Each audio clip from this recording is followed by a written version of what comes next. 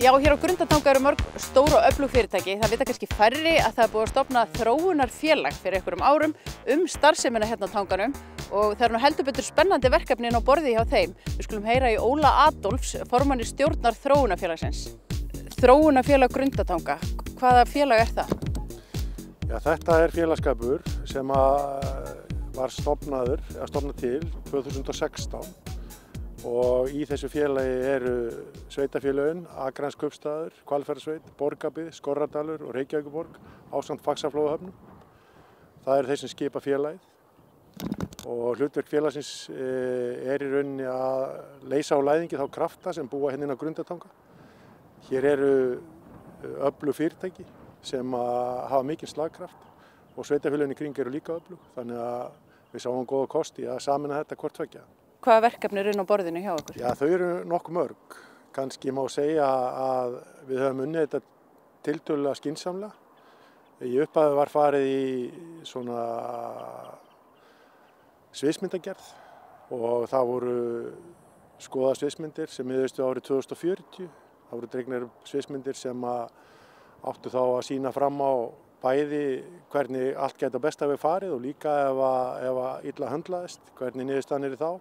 Á grundvelli þessara sviðsmynda var gerð stefnumótun fyrir félagið og sú stefnumótun miðar að því að laða fyrirtæki og starfsemi inn á Grundartanga ásamt því að fara í áhugaverð verkefni hér í atvinnuuppbyggingu.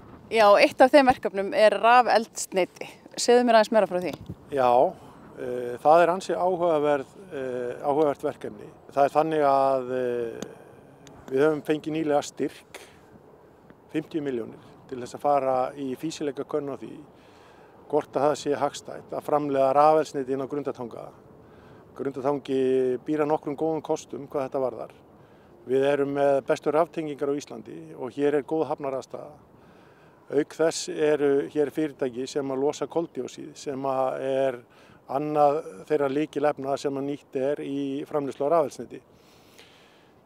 Það væri þá farið í rafgreiningu við að búa til vetni og síðan væri koldíoxíði blandað þar við og það væri þá koldíoxíð sem væri fangað úr útblæstri atvinnustarfsemina hér og við efnasmíðina verður til rafeldsneyti sem þarf síðan að fara til hreinsunar og hægt að vinna úr því meðal annars dísilolíu. Eru fleiri verkefni á borði þróunarfélagsins? Já, þau eru nokkur í viðbót. Kannski stærsta verkefni í því er að nýta glatvarmann sem kemur frá Elkem. Við starfsemi Elkem verða til 100 megawatt af varma sem í raun er ekkert nýtt í dag og hægt er að nýta með til dæmis því að búa til hitaveitu sem gæti þjónusta ekki bara Grundartanga heldur í rauninni sveitafélögin í kring. Eru þið að einblína svolítið á að nýta það sem fyrir er eða fullnýta það sem fyrir er? Bæði þessi verkefni miða því að nýta það sem fer til spillis núna? Já, það hefur verið markmiðið að nýta þá auðlindastrauma sem eru hér á Grundartanga og það sem myndi kallast þá úrgangur eins gæti orðið hráefni annars. Þannig hefur hugsunin verið, rauninni allt á grundvelli sjálfbærni. Ef við horfum svo fram í tíman, ef þetta rafeldsneyti, ef vel tekst til, hverju myndi það breyta? Já, það myndi breyta því að við værum þá auðvitað að framleiða eigið eldsneyti. Við værum að framleiða það með þeim hætti að við værum að draga koldíoxíð sem í dag er puðrað út í loftið úr útblæstri verksmiðjanna hér á tanganum og koma því fyrir í dísel. Þar með værum við í rauninni að lækka kolefnissporið og það er mikill ávinningur því. Þið eru líka í einhverju fleira, þið eru að horfa til umhverfis og fleiri þátta í félaginu?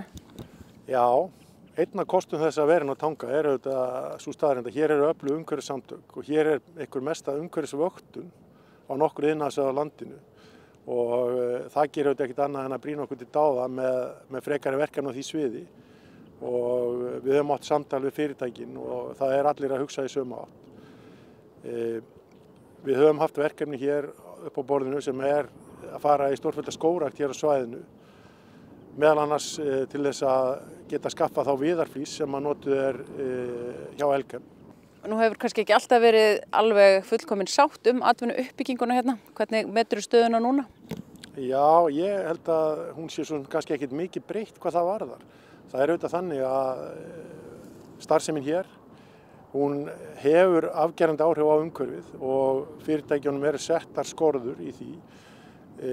Fyrirtækin hafa verið fullir þáttakendur í því að reyna að draga úr umhverfissporum sínum og það verður áfram verkefni.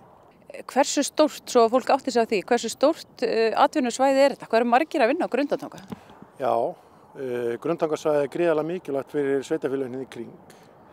Það má til dæmis reikna með því að 60% af vinnuaflinu héðan komi frá Akranesi og ef við skoðum síðan Borgarnes, Borgarbyggð og Hvalfjörðsveit þá verum við sjálfsagt yfir 70% af starfsfólkinu. Þannig að þetta skiptir auðvitað gríðarlega miklu máli fyrir okkur.